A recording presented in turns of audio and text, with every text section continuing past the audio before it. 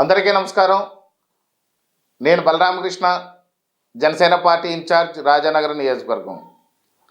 ప్రభుత్వ పరిస్థితి చాలా దారుణంగా ఉంది. వాళ్ళు గెలవరనేది ముందుగానే ఊహించి చాలా నీచమైన కార్యక్రమాలు పాల్పడి జనసేన ఓట్లు ఏ విధంగా తొలగించాలనే దానికి అన్ని రకాలుగా ప్రయత్నం చేస్తూ వాళ్ళ పొలిటికల్ పార్టీ తరఫున ఫామ్ 7 సబ్మిట్ చేసి వేలాది ఓట్లు తొలగించాలని ఈ యొక్క రాజానగరం నియోజకవర్గంలో కంకణం కట్టుకున్నారు అధికార పార్టీ వాళ్ళు. ముఖ్యంగా జనసేన పార్టీ ఓట్లు తొలగించాలని పెద్ద ఎత్తున వాళ్ళు ప్రణాళిక సిద్ధం చేసుకుని 50 మందిని ఆ యొక్క వైసీపీ కార్యకర్తలు రంగంలోకి దించి మనిషికి 10-20 కింద పెట్టుకుని ఈ యొక్క జనసేన పార్టీ యొక్క ఎవరైతే అభిమానులు ఉంటారో, జనసేన పార్టీకి సానుభూతి పరులు ఎవరైతే ఉంటారో, జనసేన పార్టీ ఖచ్చితంగా ఓట్లు వేస్తారని తెలిసినటువంటి ప్రతి ఒక్కరిది కూడా ఓటు డిలీట్ చేయాలని చెప్పి కంకణం కట్టుకుని 50 మంది వైసీపీ కార్యకర్తలు రంగంలో దిగి ఈ ఫామ్ 7 పొలిటికల్ పార్టీ తరఫున అప్లై చేయడం జరుగుతుంది.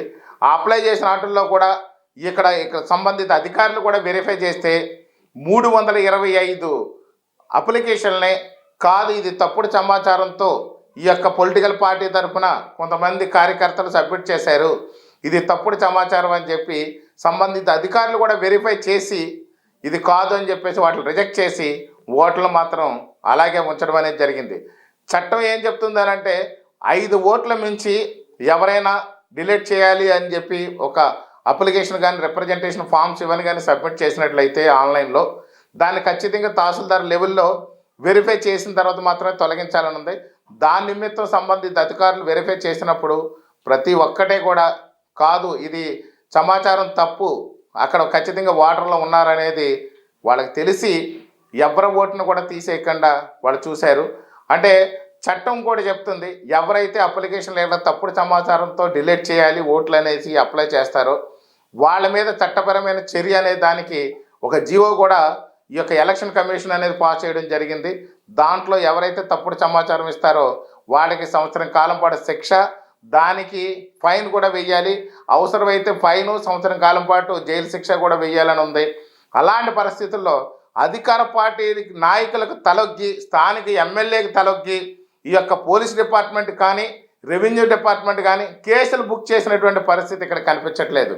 ఈరోజు ఈ విషయాలన్నీ మేము పరిశీలించిన తర్వాత జనసేన పార్టీ రాజానగరం నియోజకవర్గం తరఫున ఎలక్షన్ ఆఫీసర్ గారికి కంప్లైంట్ చేశాము.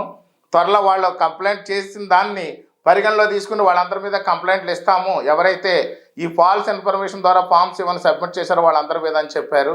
కానీ మేము చూస్తున్నాము, ఖచ్చితంగా వాళ్ళు చేసి వాళ్ళ మీద చర్యలు తీసుకోకపోతే పెద్ద ఎత్తున దీన్ని నిరసన ధర్నాలు కూడా చేపట్టి దీన్ని పవన్ కళ్యాణ్ గారి దృష్టికి కూడా తీసుకెళ్తాము, అదేవిధంగా చంద్రబాబు నాయుడు గారి దృష్టికి తీసుకెళ్తున్నాం. ఒక రాజానగరం నియోజకవర్గంలో ఎలా జరుగుతుందనంటే రాష్ట్రం అంతా ఇంకెలా జరుగుతుందో మాకు అర్థం కావట్లేదు. 4299 ఓట్లను డిలీట్ చేశారు. ఒక నవంబర్ నుంచి డిసెంబర్ 23వ తారీఖు లోపల ఖచ్చితంగా 4299 ఓట్లను డిలీట్ చేస్తే అందులో ఎన్ని ఉన్నాయి అనేది కూడా వాటిని కూడా వెరిఫై చేస్తున్నాం. కొత్తగా కూడా 3772 ఓట్లు అనేది కొత్తగా వాళ్ళు యాడ్ చేశారు. వాటిల్లో కూడా ఎంతవరకు కరెక్ట్ అనేది మాకు కొంచెం సందేహంగా ఉంది. వీటిలన్నిటిని కూడా పూర్తిగా క్షేత్రస్థాయిలో వెరిఫై చేసుకుంటున్నాం మేము కూడానే. దీని మీద కూడా త్వరలో వచ్చి వీళ్ళకి కంప్లైంట్లు ఇవ్వడం జరుగుతుంది. ఓట్లు తీస్తే తొక్కదీస్తాం అనే జనసేన నినాదంతో మేము ముందుకెళ్ళబోతున్నాము. దీని మీద ఎలాంటి చర్యలకైనా సరే మేము రెడీగా ఉన్నాము. ప్రభుత్వం కానీ సక్రమంగా వీళ్ళ మీద యాక్షన్ కానీ తీసుకోకపోతే జనసేన పార్టీ మాత్రం చాలా ఉధృతంగా కూడా దీని మీద పోరాటం చేయబోతుందని ఈ సందర్భంగా తెలియజేస్తున్నాను. జై జనసేన, జై పవన్ కళ్యాణ్.